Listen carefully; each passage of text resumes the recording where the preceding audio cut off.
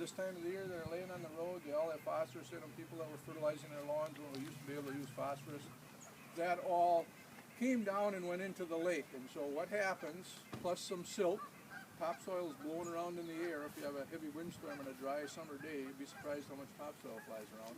And so that all lands in the lake too. So it silts and it builds what we call a legacy load of nutrients in there, primarily phosphorus.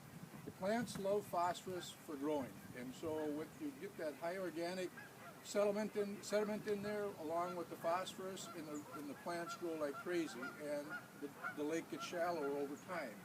So what happens is all these weeds that grow up in here a few years ago, when it was really dry and the water was low, it was much more evident than now, but the lake gets choked out by all this weed growth.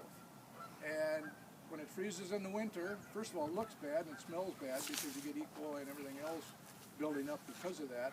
And then in the wintertime, when it freezes, all of that organic matter uses the oxygen in the water, and that kills all the fish in the water. So you basically got a lake that's aging much more rapidly than it's supposed to. It's a natural process, but it normally takes a lot longer than it is. So by creating these wetlands here, they're diverting all the water by underground storm sewers now over to the two areas over here where the water will then go through these three cells.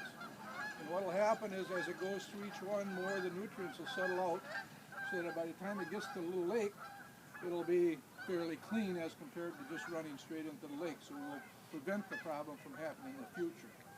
And you'll ask, well, what prevents these from getting all loaded up with nutrients? Well, they do, but the thing is that you can harvest the vegetation because phosphorus does not leave the system. It doesn't, like nitrogen dissipates into the air and other chemicals turn into other things, but that phosphorus just kind of stays there. And so the plants take it up, they've got it in their foliage, they die, it goes back into the system again, and it just keeps going and just keeps building up from year to year. And so we can go in here, we don't know how often that'll have to be done, but these will probably fill up with vegetation, but then Bob and the city crews and things will go in and harvest that vegetation and take that phosphorus out. Almost much like they're doing in the bay right now. When they first started cutting those weeds down there, it was primarily because the boaters and swimmers and everything didn't like them.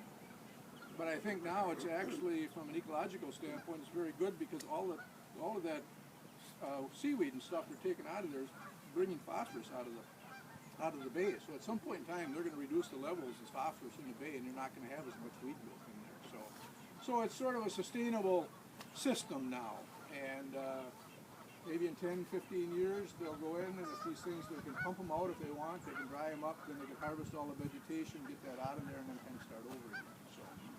So that's the theory behind all of this. We got kind of stuck here because the water rose, probably 1.5 feet since last year, and 4 feet in the last 4 or 5 years, right, Roger?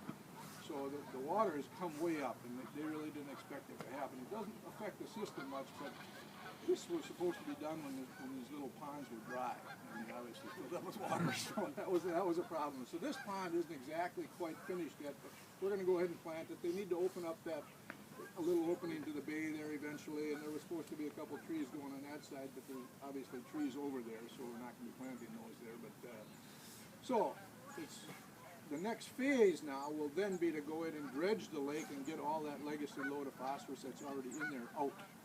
And then the most recent plan is to open this back up to the bay so that boaters could actually use this and fish could travel back and forth for spawning. This would be an ideal spawning grounds for bass and perch and walleyes and everything else. So that will be the next phase. Bob and the city department and the city council have already started on that. They've got some money proposed in the budget for next year to do the engineering studies and things like that, and then hopefully in 2018 we'll be in position to be able to dredge the lake and clean the whole thing up, and then we'll have a nice usable lake. When I was a kid, I grew up the road here about 3 or 4 blocks up on Delaware Street. We used to come down here and fish all the time, and we caught really decent fish. And then I can remember the carp took over, and the DNR would put rotenone in there to kill the carp, and then they'd replant bass. But the lake was good then.